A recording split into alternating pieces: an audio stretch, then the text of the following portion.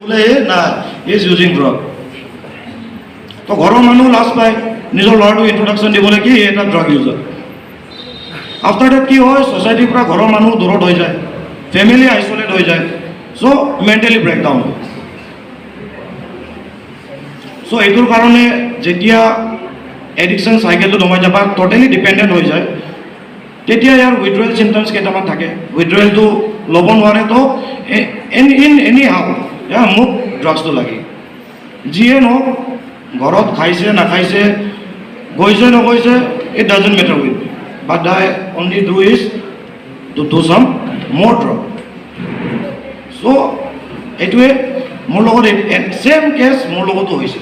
Maybe যোনে starting আছে বা এক্সপেৰিমেণ্ট বা যোনে এতিয়া ইনিচিয়েল ডেজত আছে ন বা এক্সপেৰিমেণ্ট কৰিব যদি কোনোবা ভাবি আছে বা কোনোবাই যদি ষ্টাৰ্ট কৰিছে ন, it's time to stop. Time হৈ গ'ল, ইয়াতে ৰখিব। যদি আগলৈ গুচি যায় বা মই যিমানে ট্ৰিপটো বিচাৰি থাকিম বা মই যেতিয়া ইউপটিক ৰিকল কৰিম, মই এই বস্তু ফাৰ্ষ্ট ট্ৰিপটো মই যেতিয়া আকৌ মই ৰিকল কৰি থাকিম বা পাই থাকিম বা মই ভাবি আছোঁ কি মই এইটো ট্ৰিপটো লাগে, নেভাৰ। এই ট্ৰিপটো এবাৰে পায় আৰু কেতিয়াও নাপায়গৈ। যিমান ট্ৰিপ বিচাৰিবি ইমানে জংঘলত ফচি যাম। যিমান ওলাব চেষ্টা কৰিম তো ইমান সোনকালে ভাল। তো এইটো অৱস্থাত গৈ নাপাওঁ কি এটা এডিক হৈ যাওক। বা যোনটো নেকি আজি 31st ডে, 31st আজি ইণ্টাৰনেশ্যনেল অভাৰড'জ ডে হয় ন। চ' বহুত ল'ৰাও মৰিছে অভাৰড'জ হৈ, কোনোবা উইথড্ৰয়েলত মৰিছে, কোনোবা অভাৰড'জ হৈ মৰিছে।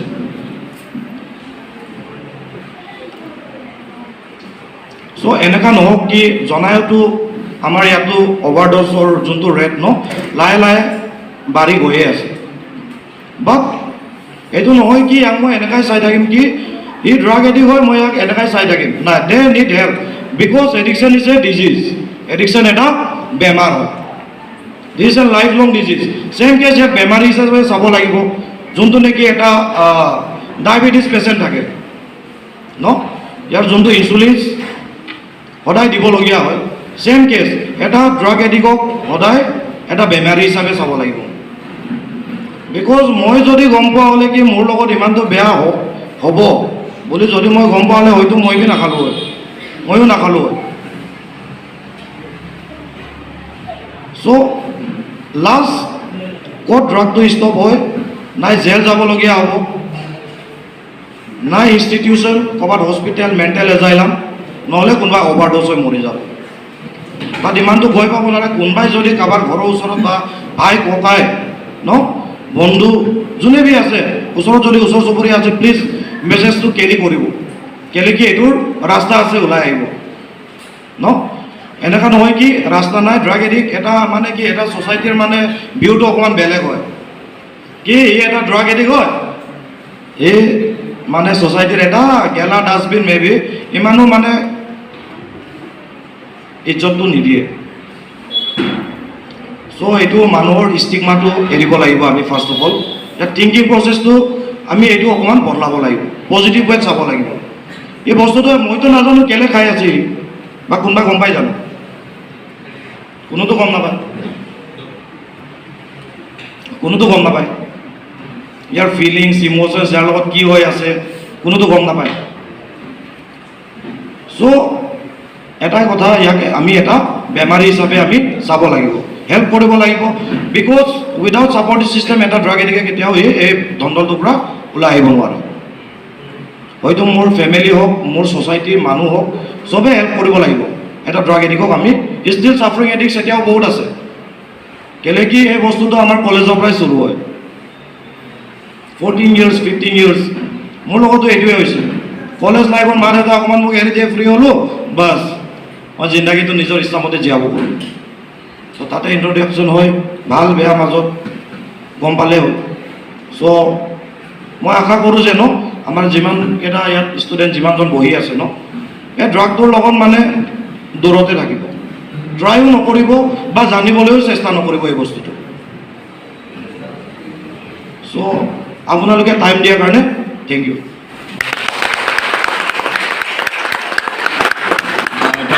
প্ৰিন্সিপাল ছাৰৰ মানে অকণমান দুই শব্দ ক'বলৈ মাতোঁ।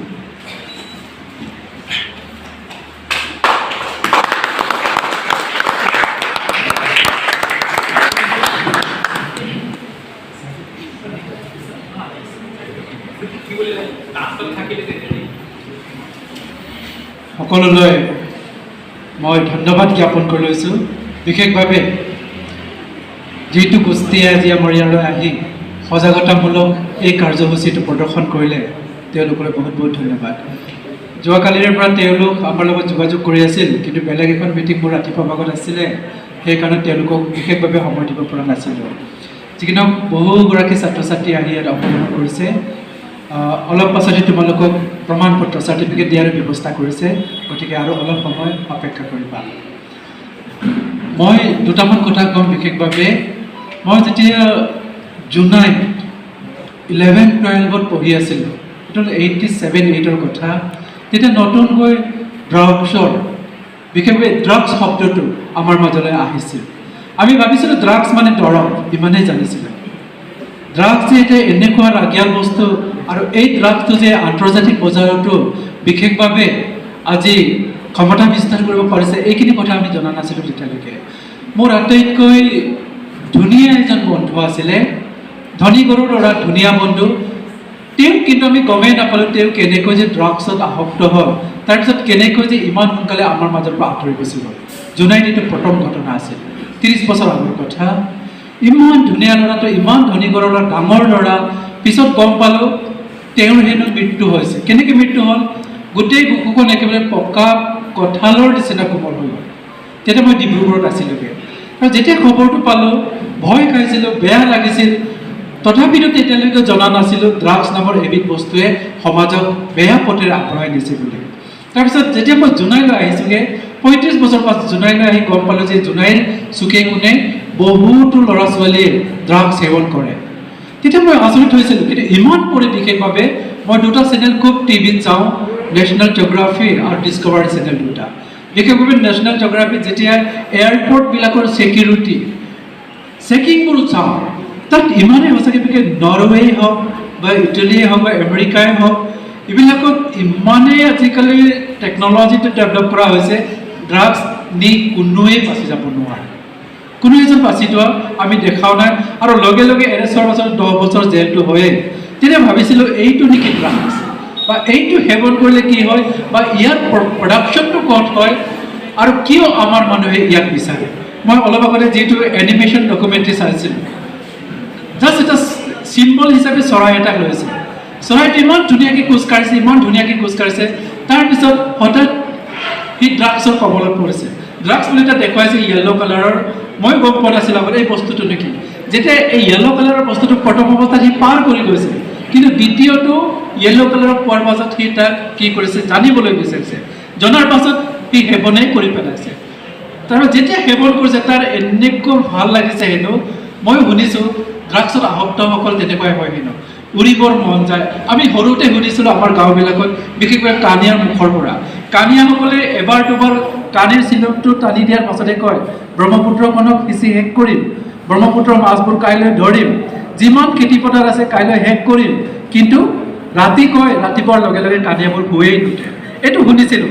তাৰপিছত গম পালোঁ যে ড্ৰাগছ সেৱন কৰা ব্যক্তিসকলো তেনেকুৱাই হেনো। ড্ৰাগছ সেৱন কৰাৰ পাছত উৰু উৰু মন হয়, আৰু যেতিয়াই সেৱন কৰিব নাপায় সি বেমাৰীতকৈও বেমাৰী, খঙাল হয়, বেমাৰী হয়, দুৰ্বল হয়, কাৰো লগত কথা পাতিব নিবিচাৰে, এইটো অৱস্থালৈ গুচি আহে হেনো।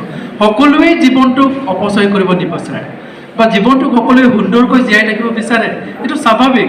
কিন্তু এই ড্ৰাগছ নামৰ ব্যাধিটো বা বস্তুটো হঠাৎ কেনেকৈ আহিল সমাজত, বা কেনেকৈ আমাৰ উঠি অহা চামক বিশেষভাৱে জয় কৰিব পাৰিলে। মই 6 মাহ নে 7 মাহৰ আগত বিশেষভাৱে লেখু জেলম, অয়ান জেলম, তাৰ ভিতৰে গাঁওবিলাকত সজাগতা সভাত 2-এবাৰমান মই অংশগ্ৰহণ কৰিছিলোঁ।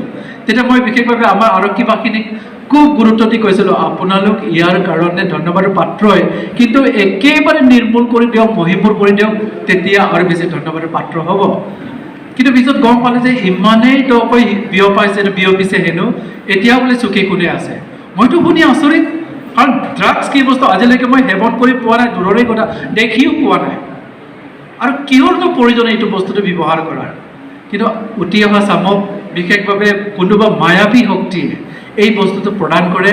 এবাৰ আৰু চুব পোৱাৰ পাছত তেওঁলোকৰ অৰ্গেনাইজেশ্যনটো, তেওঁলোকে যে কৈছে পৰিয়াল বুলি কৈছেগৈ, সঁচাকৈ ড্ৰাগছৰো এটা পৰিয়াল আছে। কাৰণ তেওঁলোকৰ মাজত ইমানেই সম্বন্ধটো মধুৰ হৈ যায় হেনো, লাগিলে আজি ধাৰত দিব, কাইলৈ ধাৰত দিব, কিন্তু কথা দিব যে ঘৰৰ যিকোনো বস্তু বিক্ৰী হ'লে তৃতীয় দিনা হ'লে পৰিশোধ কৰিবই লাগিব। এইটো আশ্বাস দিয়াৰ পাছত বিশ্বাসত তেওঁলোকে লৈ লয় আৰু তেনেকৈ ঘৰখনলৈও অশান্তিটো আহি যায়। মই গম পাইছোঁ এতিয়া জোনাইটো বহুত আছে বুলি, কিন্তু ইমানেই দুখ লাগে, বেয়া লাগে, যেনিবা এইটো দিশত আমি একেবাৰে ডাইৰেক্টলি ইয়াক বাহিৰ কৰিবৰ কাৰণে ইনভলভ হ'ব পোৱা নাই।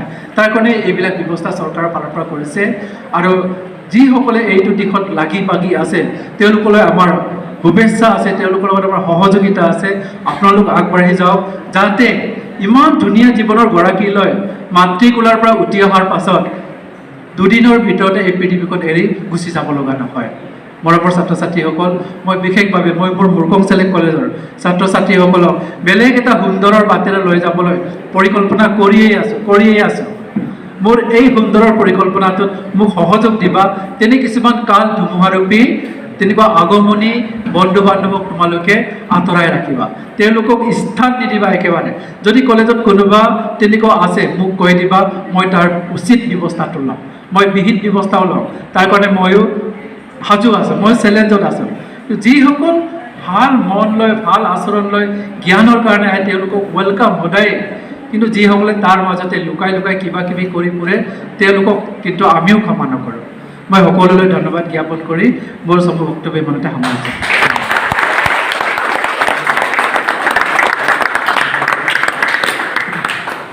Thank you sir. তো এতিয়া আমি আগবাঢ়াই যাওঁ, আমাৰ মানে টাইমটো বহুত কমটি আছে। তো আমি মানে নেক্সট সেকশন আমি কৰোঁ। নেক্সট মুভি আছে টিনেজ ডিপ্ৰেশ্যন। তো এইটো বহুত ভাল মুভি আছে। এইটোতো আমাৰ মানে বাকী জেগাতো আমি অকণমান বেছি মুভিজ দেখাওঁ, আপোনাৰ ইয়াত অকণমান টাইম কমটি আছিলে, ইয়াৰ কাৰণে আমি অকণমান ফাষ্ট কৰিব লাগিছিলে। তো নেক্সট মুভি আছে টিনেজ ডিপ্ৰেশ্যন। তো এইটো মুভি চোৱাৰ পিছত আমি আৰু ডিছকাছ কৰোঁ আৰু পিছত দুটা আৰু মুভি হ'ব। ঠিক আছে।